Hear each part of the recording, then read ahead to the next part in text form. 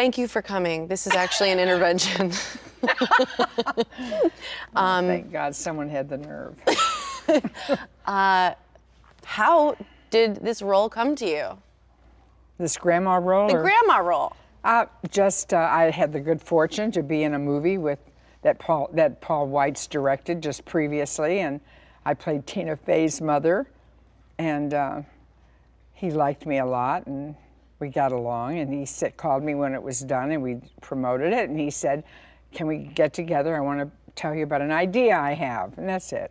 Yeah? Yeah. Admission you're talking about, right? I'm talking about Grandma. I knew, Lily, but the one that he directed before, The right? that he directed before was Admission. Admission, that was so good. Was it fun working with Tina? Yeah, it was great. She's the best, right? She's choice.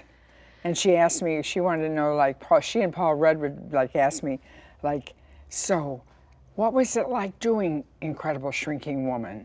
And, you know, it was like, I thought, geez, there's like a whole bunch of time between us. Me and those two kids. They were like talking about 9 to 5 and all those early movies. I mean, I think I know a bunch of your movies by heart. 9 to 5, one of them was... Well, don't let me catch you trying to do it. Well, actually, I already did it on my show. No joke, I really No, did. you We didn't. did a scene called You Can't Go In There. And it was me, and it was very much a 9 to 5, well, just maybe an homage to 9 to 5. Okay, and I was that's the glasses and the whole, and it was just making fun of the trope of that there's always a secretary. He's like, you can't go in there, and someone runs past her. But that was totally a 9 to 5 tribute. Do you want to maybe go grab some dinner? Actually, Aaron, I think you're so great, and but I'm a writer. I'm your writer. You're my subject, and from now on, we need to just keep it professional. Okay. You know? Yeah. Okay. I think we really like each other and we should start dating. No, I'm saying. I'm confused. Am I not communicating this right? Like No, I hear you. I'm just saying I disagree. Do you like me? Yeah. Yeah, see, I really like you. So we should be a couple. No. Does it- I have plans. What are your plans? Dentist. Is that true? No. How did you come about doing Trainwreck? I But you wrote that. That was pretty significant. I wrote it, but I had to audition, and You didn't. no, I'm just kidding. Can you imagine? I didn't use my real name, just like Tori Spelling when she auditioned for 90210.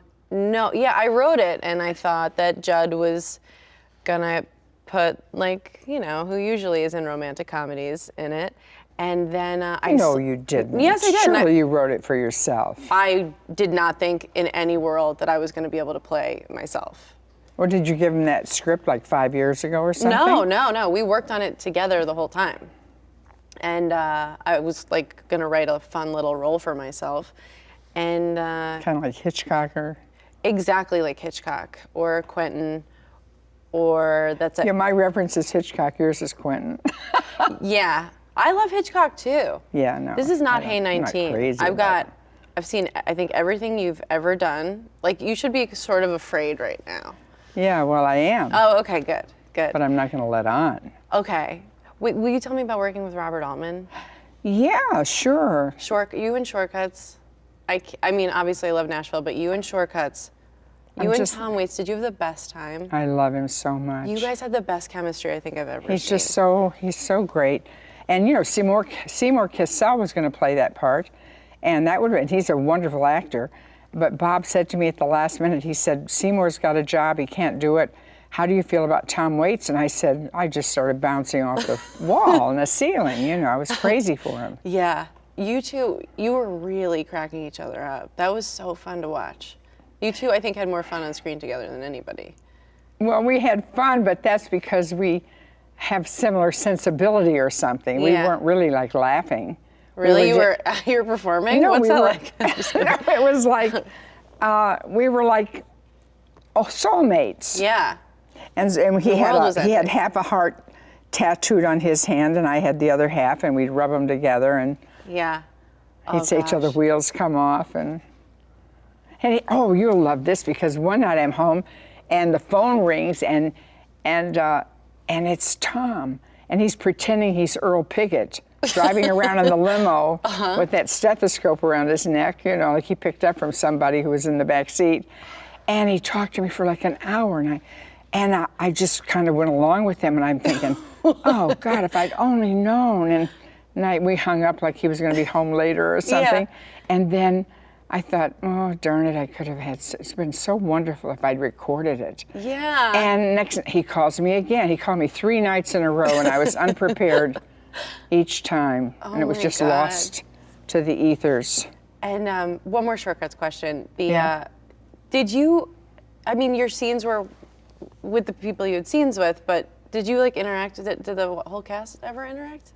No, but Not really, sometimes right? other people would come in, but each of us, each couple in the play they worked about a week solid doing their main parts, and then you might have a scene where Lily Taylor, who played my daughter, would come into the scene, or like one night they were in a bar and they were with friends or something, and Earl was sitting at the bar having a drink, just kind of peripherally. I can't recall all the intersections. Yeah, you and the little boy. Yeah. Yeah, see, like Earl wouldn't be in that. Right. Well, what was Robert like to work with? He was totally cool. He was very, very much in control and never you never felt like he was in control. Oh, okay. So now tell me about Apatow, because Opposite, the exact opposite. No, he I guess he really hires people that he trusts and thinks are funny. Yeah, he gave me a lot of freedom and he let me help with casting. I got to put all the people. well, you should. You wrote it. That's well, what I'm I shouldn't- saying. I shouldn't say that too out loud, you know. Oh yeah, think, God oh, forbid. she's trouble. I'm just lucky to be in this business. Thank you. So if someone wants you to do an unlikable character, are you able to throw yourself into that? Every day of my life. There was concern that in Trainwreck my character wouldn't be likable, and that she would be like too easily dismissed for just being drunk and a slut. And I really. I think you could have taken it much further with the drunkenness and the sluttishness. Really? Yeah, I mean, if you wanted to be identified as that, but No, I didn't want to be identified No, as that. so- I wanted it to be more real, I like mean, to you're my like experience. you're sitting there with your father, and he's saying monogamy is unrealistic. Yeah. Yeah. I How mean, could- for the same reasons, though, I think if people just looked at the log line, they think this woman's driving her granddaughter to get an abortion. Like, I don't think she should run for office. But my character, of course. right, but I think that both of our characters were very likable. Very. Yeah, they were because they were more human. Yeah, and you can identify with them more. And I'm not interested You weren't a mean character. I mean, I wouldn't consider you mean or ugly or venal or anything like that. I would. Yeah. I mean, you were like kind of a modern girl. Yeah, I think so. It seems like a lot of people identified with it. But just the Yeah. same as in your breakup scene, where you can tell that it's really paining you. You were hurting someone, but it was obviously just, killing you. And I think I identified with that. It's the same as, when I am lashing out at someone I care about, it's because I'm actually hurting myself. Grandma, I know. How many days did you shoot? Trainwreck? Yeah, Trainwreck. I think we're still shooting. We shot I think 59 days or something like that, which was a lot longer than I'd ever done. How many days was Grandma? Grandma was 19, but that was a low budget movie. Oh, you guys should have just got more money.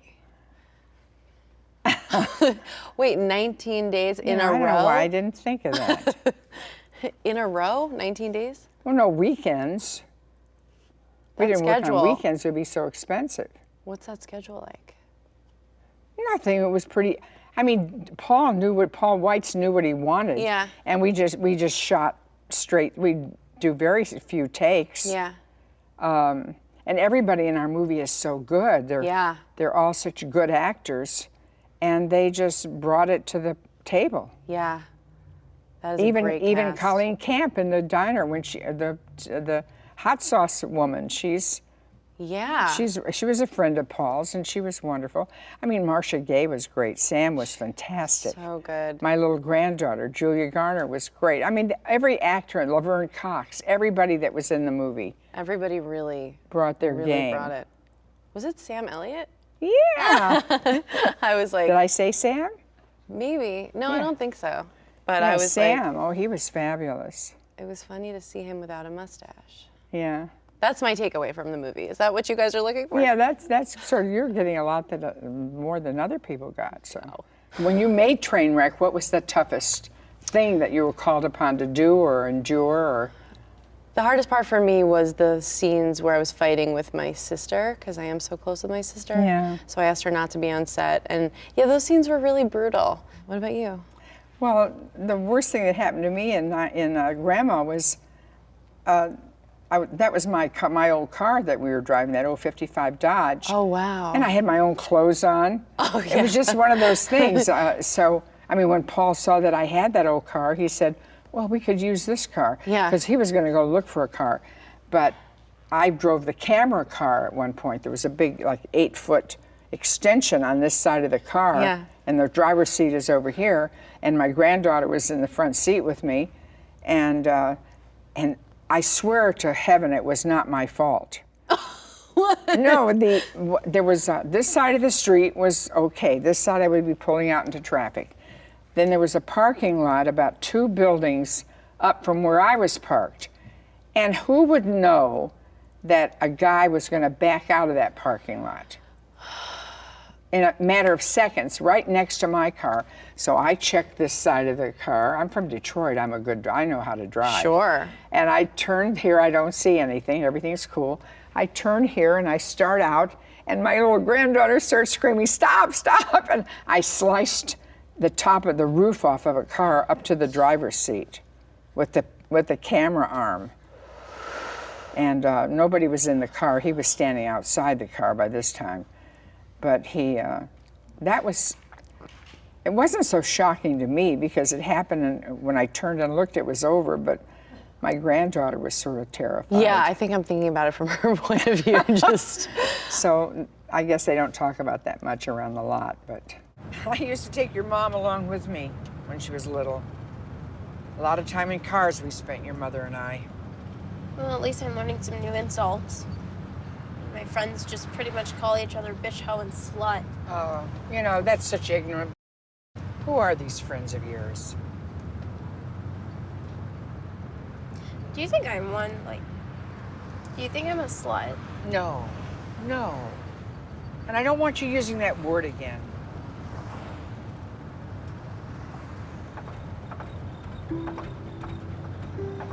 What's that sound? Oh, that's how the car sounds. what's something you discovered on this project? That I could curse quite happily. Yeah. I cursed a lot. Did you not curse in your house growing up? You know, no, not in No. my house. Yeah. No, not too much. I mean, I curse privately. Yeah. It's like a little 8-year-old who walks off, you know, saying like, "Yeah, go fuck yourself," or whatever they're saying, you know, and their mother, they don't hear a word. Oh, okay. Anyways, so I mean, I just discovered how much fun it is to make a low-budget movie. Yeah? What, did it feel and more just, free you're just or rolling what? with it. It's just, of course, it has to be written well. Right. So it just, it was fun. It was fun. It was easy. 19 days went by like that. Yeah. Yeah. What did you discover on Trainwreck? I discovered that I'm very beautiful. Uh-huh. No, I discovered that I am a model. I discovered not to apologize before putting my 2 cents in. I noticed that I was starting my sentences to Judd No. with, "Sorry, can he?" And I was like, and I cut that out, and I left the set feeling very empowered. That's great. What a yeah. great thing. I Yeah. can't believe that would be true. Oh yeah. Well, I mean, it's my first movie. I was kind of like, I don't know if I Yeah, have a but right you're to an be artist. here. You know what you like. You know what you want. I mean, you collaborate and you work on it together, but Yeah. Well, now, I mean, Judd can't even get me on the phone. I'm just kidding. that probably kept me out of a job for a long time, is because I would even want to change another actor's tie. No, wait, this tie's Yeah. not right for this scene. Well, that's what I'm used to on my TV show. In Yeah. stand-up, I've never had to answer to anyone. But also, I do know that about you, and that has been very inspiring, and it was Is it empowering to really? see. Yeah. Oh, Yeah. goodness. Why would I lie to you? I don't even need anything. I have like all this money now. Oh, I bet you do. Thanks for watching Actors on Actors. Click to the left to watch our conversation with Kate Blanchett and Ian McKellen. Click to the right to watch our full conversation with Jennifer Jason Leigh and Seth Rogen. And don't forget to subscribe to Variety's channel.